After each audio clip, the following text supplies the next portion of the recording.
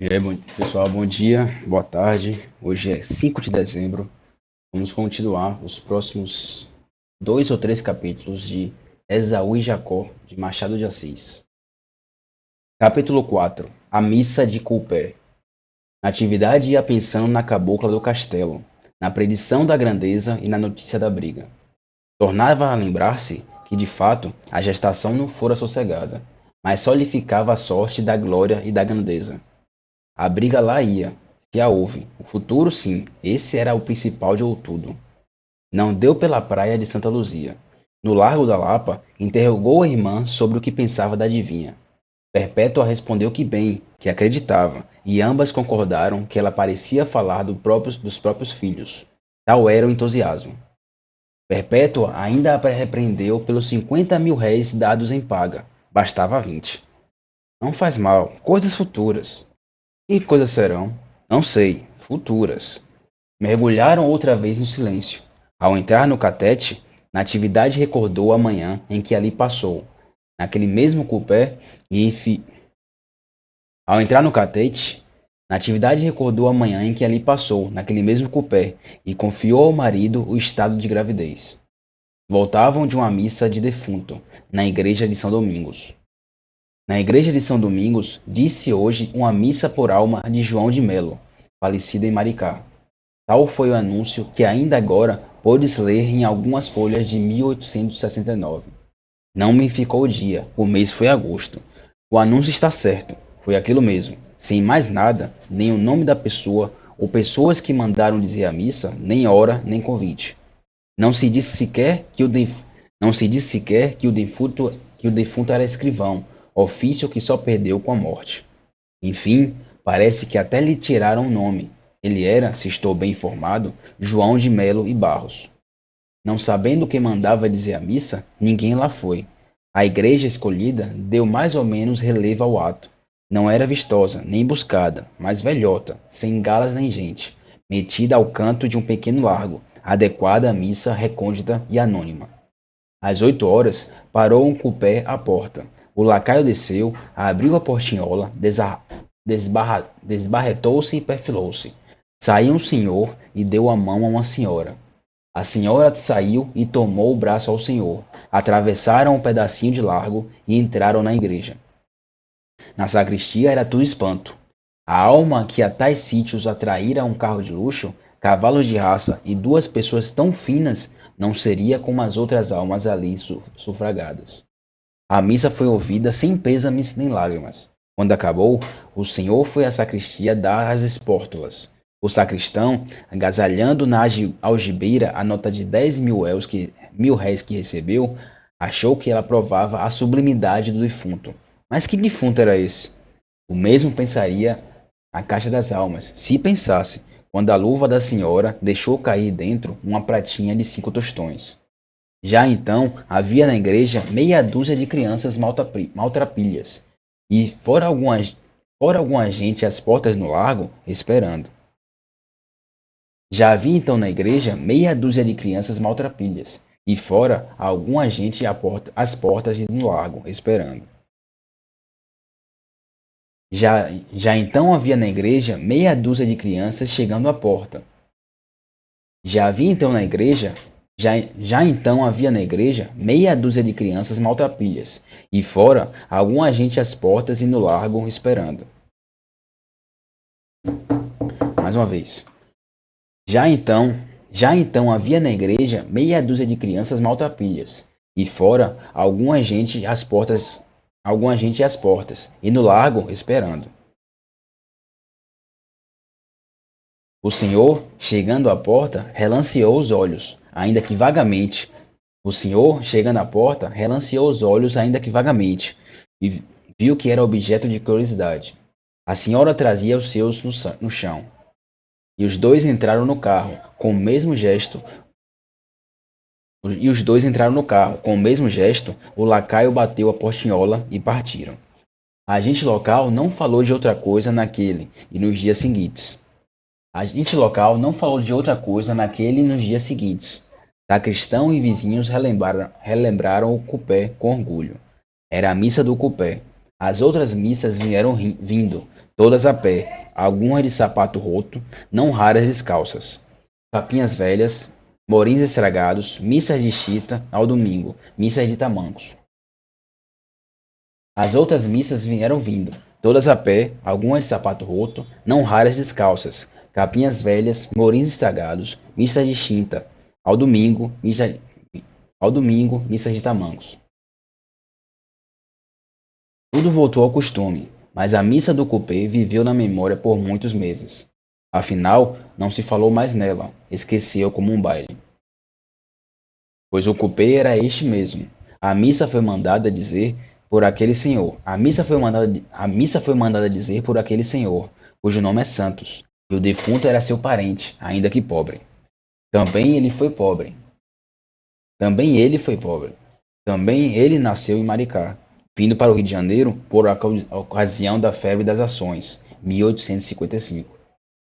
Dizem que revelou grandes qualidades para ganhar dinheiro depressa. Ganhou logo muito e fê-lo perder a outros.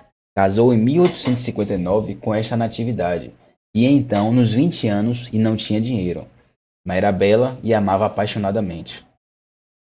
A fortuna os abençoou com a riqueza. Anos depois, tinham eles uma casa nobre, carruagem, cavalos e relações novas e distintas. Dos dois parentes pobres de Natividade, dos dois, pare- dos dois parentes pobres de Natividade, morreu o pai em 1866. Restava-lhe uma irmã. Santos tinha alguns em Maricá, a quem nunca mandou dinheiro, fosse mesquinhez, fosse habilidade. Mesquinhez não creio, ele gastava largo e dava muitas esmolas. Habilidade seria, tirava-lhes o gosto de vir cá e pedir-lhe mais. Não lhe valeu isto com João de Melo, que um dia apareceu aqui a pedir-lhe emprego. Queria ser como ele, diretor de banco. Queria ser como ele, diretor de banco. Santos arranjou-lhe depressa um lugar de escrivão no Cível de Maricá e despachou-o com os melhores conselhos deste mundo. João de Melo, João de Melo retirou-se com a escrivania, e dizem que uma grande paixão também. Natividade era a mais bela mulher daquele tempo. No fim, com seus cabelos quase sexagenários, fazia crer na tradição. João de Melo ficou alucinado quando a viu. Ela conheceu isso e botou-se bem. Não lhe fechou o rosto, é verdade, e era mais bela assim que zangada. Também não lhe fechou os olhos, que eram negros e cálidos. Só lhe fechou o coração, um coração que devia amar como nenhum outro. Foi a conclusão de João de Melo uma noite em que a viu ir doicotada a um baile. Teve ímpeto de pegar dela, descer, voar, perderem-se. Em vez disso, uma escrivania em Maricá. Em vez disso, uma escrivania em Maricá. Era um abismo. Caiu nele. 3 dias depois, saiu do Rio de Janeiro para não voltar.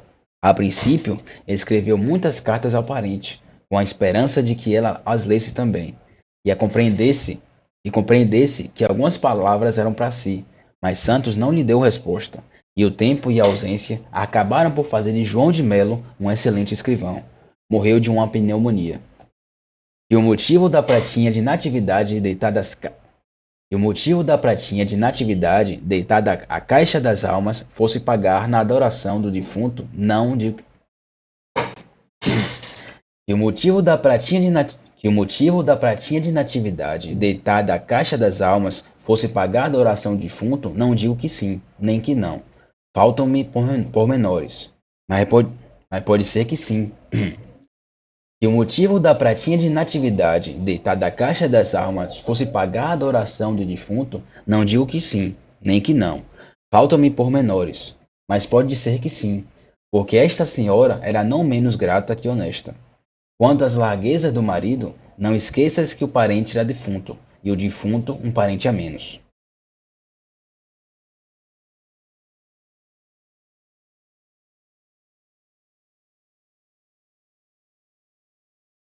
Capítulo 5. Há contradições explicáveis. Não me peças a causa de não me peças a causa de tanto encolhimento no anúncio e na missa, e tanta publicidade na carruagem, lacaio e libré. Há contradições explicáveis. Um bom autor, que inventasse a sua história, ou prezasse a lógica aparente dos acontecimentos, levaria o casal Santos a pé ou em cabeça de praça ou de aluguel. Mas eu, amigo, eu sei como as coisas se passaram. e refiro-as tais quais. Quando muito, explico-as, com a condição de que tal costume não pegue. Explicações comem tempo e papel, demoram a ação e acabam por enfadar. O melhor é ler com atenção. Quanto à contradição de que se trata aqui, é de ver que naquele recanto de um larguinho modesto, nenhum conhecido daria com eles, ao passo que eles gozariam o assombro local. Tal foi a reflexão de Santos. Se pôde dar semelhante nome ao movimento interior que leva a gente a fazer antes uma coisa que outra. Resta a missa. A missa em si, a missa em si mesma bastava que fosse sabida no céu e em Maricá. Propriamente vestiram-se para o céu. O luxo do casal temperava a pobreza de oração, e era uma espécie de homenagem ao finado.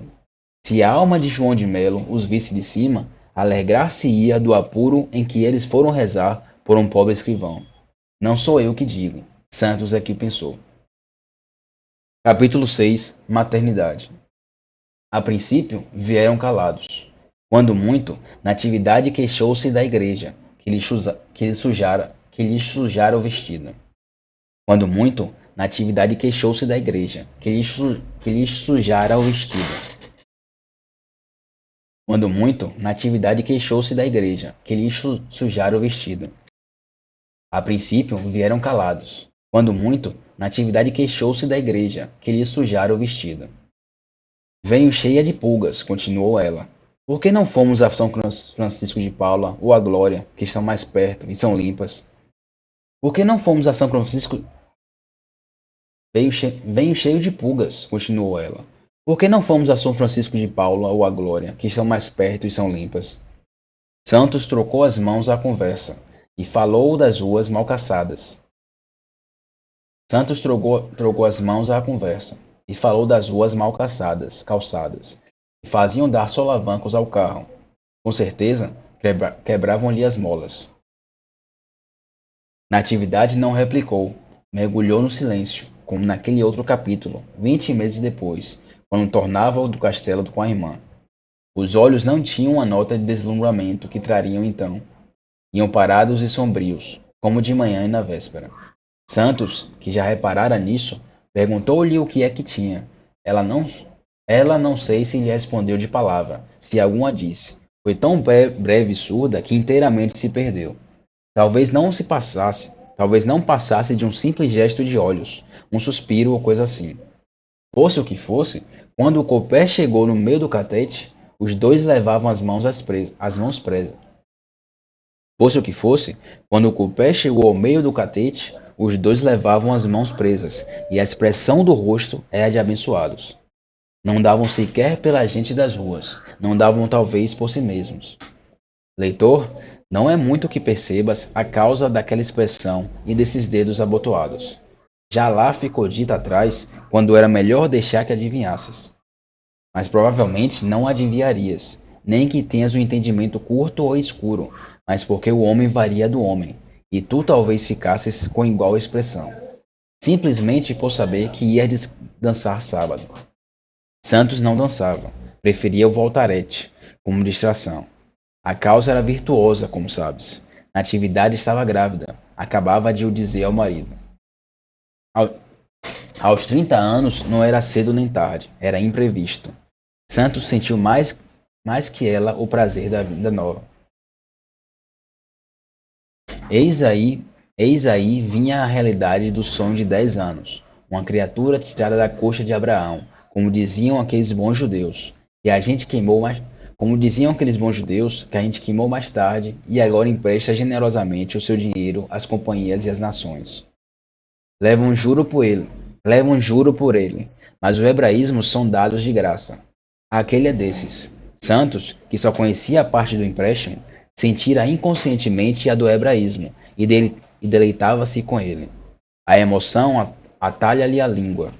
Os olhos que estendia a esposa e a cobriam eram de patriarca. Os olhos que estendia a esposa e a cobriam era de patriarca. O sorriso parecia chover luz sobre a pessoa amada, abençoada e formosa entre as formosas. Natividade não foi logo assim. Natividade não foi logo assim. A pouco e pouco, A pouco e pouco é que venho sendo vencida e tinha já a expressão de esperança da maternidade. Nos primeiros dias, os sintomas desconcertaram a nossa amiga.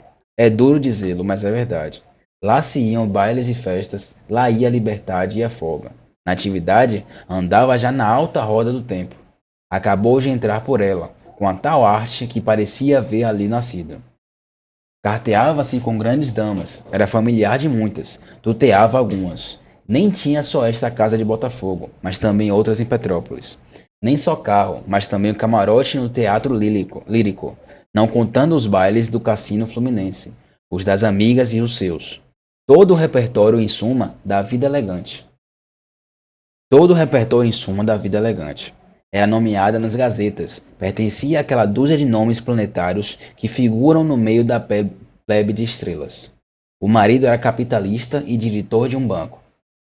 No meio disso, a que vinha agora uma criança deformá-la por meses, obrigá-la a reconhecer-lhe, pedir-lhe as noites, adoecer. No meio disso, a que vinha agora uma criança deformá-la por meses, obrigá-la a conhecer-lhe, pedir-lhe as noites, adoecer dos dentes e o resto. No meio disso, a que vinha agora uma criança deformá-la por meses, obrigá-la a recolher-se, pedir-lhe as noites, adoecer dos dentes e o resto. Tal foi a primeira sensação da mãe, e o primeiro ímpeto foi esmagar o germen. Criou raiva ao marido. A segunda sensação foi melhor. A maternidade, chegando ao meio-dia, é como uma aurora nova e fresca. Natividade viu a figura do filho ou filha brincando na relva da chácara ou no regaço de Aia. Com 3 anos de idade, e este quadro da. Natividade viu a figura do filho ou filha brincando na relva da chácara ou no regaço da Aia, com 3 anos de idade, e este quando daria os 34 anos, que teria então um aspecto de 20 e poucos. Foi o que a reconciliou com o marido. Não exagero. Também não quero mal a esta senhora. Algumas teriam medo, a maior parte amor. A conclusão é que, por uma ou por outra porta, amor, vaidade, o que o embrião quer é entrar na vida. César ou João Fernandes, tudo é viver, assegurar a dinastia e sair do mundo o mais tarde que puder. O casal ia calado, a desembocar na praia de Botafogo. A enseada trouxe o gosto de costume. A casa descobria-se à distância, magnífica. Santos deleitou-se de a ver, mirou-se nela. Santos deleitou-se de a ver, mirou-se nela, cresceu com ela, subiu por ela. A estatueta de Narciso, no meio do jardim, sorriu à entrada deles. A areia fez-se relva. Duas andorinhas cruzaram por cima do repuxo, figurando no ar a alegria de ambos. A mesma cerimônia a descida. Santos ainda parou alguns instantes para ver o coupé dar a volta, sair e tornar. Santos ainda parou alguns instantes para ver o coupé dar a volta, sair. Santos ainda parou alguns instantes para ver o coupé dar a volta, sair e tornar a cocheira. Depois seguiu a mulher que entrava no saguão. Este é o final do dia de hoje, de a leitura de Esaú e Jacó, capítulo 4, 5 e 6. Quinta-feira nós continuamos. Até mais.